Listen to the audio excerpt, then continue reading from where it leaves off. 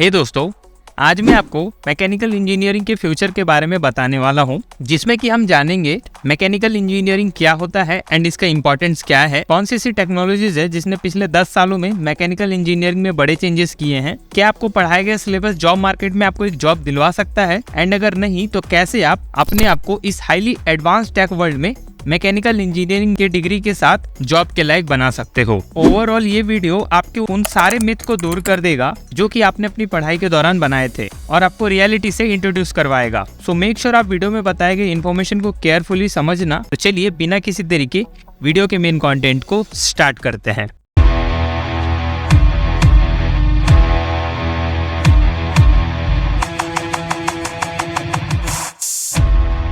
Alright, तो चलिए सबसे पहले जानते हैं what is mechanical engineering and इनके इम्पोर्टेंस के बारे में।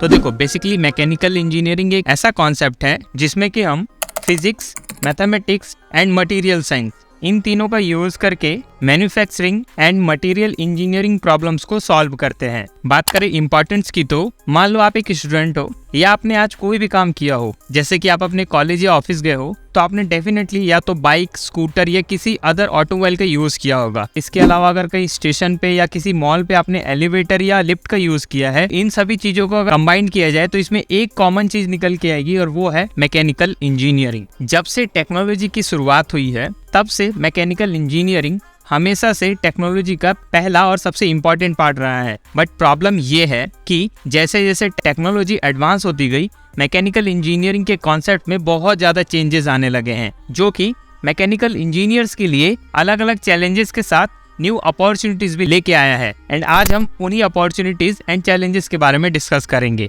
तो चलिए जानते हैं उन टॉप 5 टेक्नोलॉजीज के बारे में जिसने पिछले 10 सालों में मैकेनिकल इंजीनियरिंग कॉन्सेप्ट को बहुत ज्यादा चेंज किया है। Number 1, automation. नाम से ही आपको पता चल रहा है कि किसी भी प्रोसेस को ऑटोमेट करना यानी ऑटोमेटिक तरीके से करना ही ऑटोमेशन कहलाता है। ऑटोमेशन का यूज करके मैकेनिकल इंजीनियर्स बहुत सारे रिपीटेटेड काम को ऑटोमेट कर देते हैं, जिनकी वजह से उनको इतना टाइम मिलता है कि वो अपने इंजीनियरिंग कॉन्सेप्ट्स का यूज करके क्रिएटिव एंड डिमांडिंग टास्क जल्दी से जल्दी सॉल्व कर सके। ऑटोमेशन का सबसे ज्यादा यूज मैन्युफैक्चरिंग इंडस्ट्रीज में बहुत सारे टास्क को ऑटोमेट करने के लिए होता है। बट ऑटोमेशन की वजह से जॉब मार्केट में बहुत बड़ा बदलाव आया है, जो कि ट्रेडिशनल मैकेनिकल जॉब्स को एलिमिनेट कर रहा है एंड उसके रिप्लेसमेंट में ऑटोमेशन इंजीनियर, रोबोटिक्स इंजीनियर, ये कुछ न्यू जॉब रोल्स हैं जो कि ऑटोमेशन की वजह से मैकेनिकल इंजीनियर्स को मिल पा रहे हैं। तो जरूरी ये है कि हम ऑटोमेशन की चेंज एंड इम्पैक्ट को समझते हुए अपने स्किल्स को अपग्रेड करें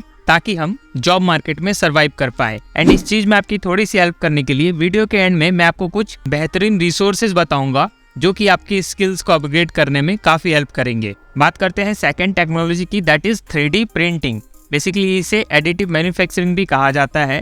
ये एक ऐसा प्रोसेस है जिसमें कि हम किसी भी पार्ट या किसी भी प्रोडक्ट को डिजाइन करने के लिए 3D प्रिंटर का यूज करते हैं एंड वो पार्ट डायरेक्टली प्रिंटर के थ्रू मैन्युफैक्चर कर दिया जाता है। 3D प्रिंटिंग से पहले मशीनिंग प्रोसेस के थ्रू किसी भी प्रोडक्ट को शेप में लाया जाता था। बट जब से 3D मैन्युफैक्चरिंग का कॉन्सेप्ट सामने आया है, दो चीजें पहले 10 मशीनों के थ्रू की जाती थी, वो आज के समय में केवल एक मशीन ही करके दे रही है, जो कि डायरेक्टली एम्प्लॉयमेंट में भी बहुत बड़ा खतरा बन चुका है। पर ऐसा नहीं है कि 3D प्रिंटिंग ने केवल जॉब्स खाई है, बल्कि 3D प्रिंटिंग की वजह से मार्केट में न्यू जॉब्स आया हुआ है, like 3D printing operator, design engineer, 3D printer maintenance engineer और भी मल्टीपल जॉब रोल्स है जो कि बिल्कुल ही इस न्यू टेक्नोलॉजी से रिलेटेड है। एंड अगर बात करें इंजीनियरिंग कॉलेज की, तो बहुत कम ऐसे कॉलेज है जो कि अपने सिलेबस में 3D प्रिंटिंग से रिलेटेड स्किल्स को सिखाते हैं। Number 3, artificial intelligence. बेसिकली एक ऐसी टेक्नोलॉजी है जिसमें कि हम मशीनों के अंदर ऐसी कैपेबिलिटी डेवलप करते हैं जिससे कि वो ह्यूमंस की तरह एक्ट कर सके,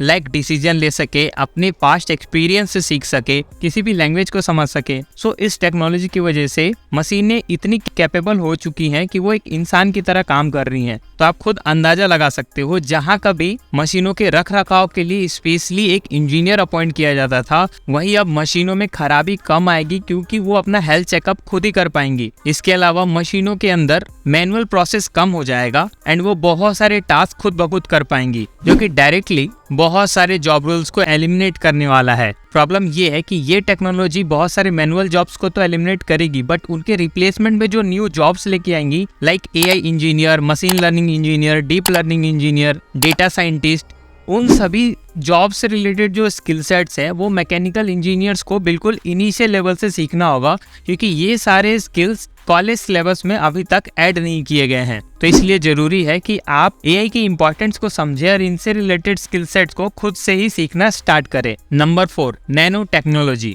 बेसिकली एक ऐसी टेक्नोलॉजी है जिसमें कि हम एक्सट्रीमली स्मॉल पार्टिकल्स जैसे कि nanotubes, nanowire, nanoparticles, इनका यूज करके मटेरियल एंड उनके कंपोनेंट को क्रिएट करते हैं, प्रोड्यूस करते हैं। प्रेजेंट टाइम में aerospace industry, automotive industry, medical industry, इन 3 इंडस्ट्री में नैनो टेक्नोलॉजी का यूज बहुत बड़े लेवल पे हो रहा है, क्योंकि नैनो टेक्नोलॉजी की वजह से जो प्रोडक्ट बनता है उनका स्ट्रेंथ, फ्लेक्सिबिलिटी एंड ड्यूरेबिलिटी ये काफी अच्छा होता है। जैसे जैसे कंपोनेंट का साइज स्मॉल हो रहा है, डिजाइनिंग प्रोसेस उतना ही कॉम्प्लेक्स होता जा रहा है एंड जो मैन्युफैक्चरिंग प्रोसेस है उसमें भी बहुत ही प्रिसाइज काम करने की जरूरत पड़ रही है, जिसकी वजह से मार्केट में केवल स्किल्ड इंजीनियर्स की डिमांड रह गई है। एंड वैसे लोग जो कि अभी इनिशियल लेवल पे इस चीज को सीख रहे हैं या फिर जिनके पास नैनो टेक्नोलॉजी से रिलेटेड एक्सपीरियंस नहीं है, उनकी डिमांड मार्केट में काफी कम हो चुकी है। तो जरूरी ये है कि इस टेक्नोलॉजी की इंपॉर्टेंस को भी समझा जाए। Number 5, internet of things. इस टेक्नोलॉजी में हम मशीनों के अंदर इंटरकनेक्टिविटी डेवलप करके, यानी कि उनको आपस में जोड़ के कम्युनिकेशन करवाते हैं ताकि मशीनें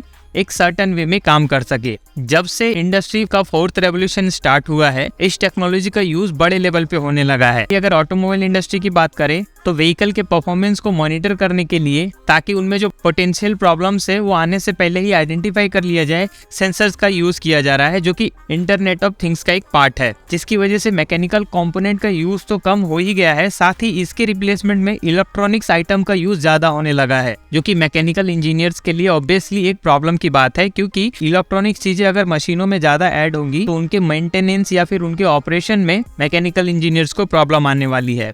तो ये चीज साफ बताता है कि आपका ब्रांच चाहे कुछ भी हो, आपको टेक्नोलॉजी के हिसाब से उसमें जो चीजें एप्लीकेबल हैं की नॉलेज लेने की जरूरत है। अभी तक मैंने केवल प्रॉब्लम्स की बात की, चलो अब मैं आपको सॉल्यूशन बताता हूँ। तो देखो, फ्यूचर स्किल प्राइम एक ऐसा प्लेटफॉर्म है जो कि जितनी भी टेक्नोलॉजीज मैंने आपको बताई, like artificial intelligence, big data analysis, blockchain, cloud computing, internet of things, automation, इन सभी से रिलेटेड बहुत सारे कोर्सेज प्रोवाइड करता है। आपको यहाँ पे बहुत सारे कोर्सेज फ्री भी देखने को मिलते हैं, जो कि समय समय पे अपडेटेड होते रहते हैं। तो अगर आप एक सेल्फ लर्नर हो तो इस वेबसाइट को नोट डाउन कर लो, कहीं पे लिख लो, सेव कर लो, क्योंकि यहाँ पे आपको न्यू टेक्नोलॉजी से रिलेटेड बहुत सारे फ्री कोर्सेज एंड इंफॉर्मेशन मिलने वाली है, जो कि आपको अपडेटेड रखेगा अकॉर्डिंग टू जॉब मार्केट। पर अगर आपको चाहिए कि आप किसी बेहतर इंस्टीट्यूट से इन सभी स्किल्स से रिलेटेड कोर्सेज को करो, तो उसके लिए सबसे बेस्ट इंस्टीट्यूट रहेगा national institute of electronics and information technology. यहाँ पे आपको बहुत सारे कोर्सेज देखने को मिल जाएंगे,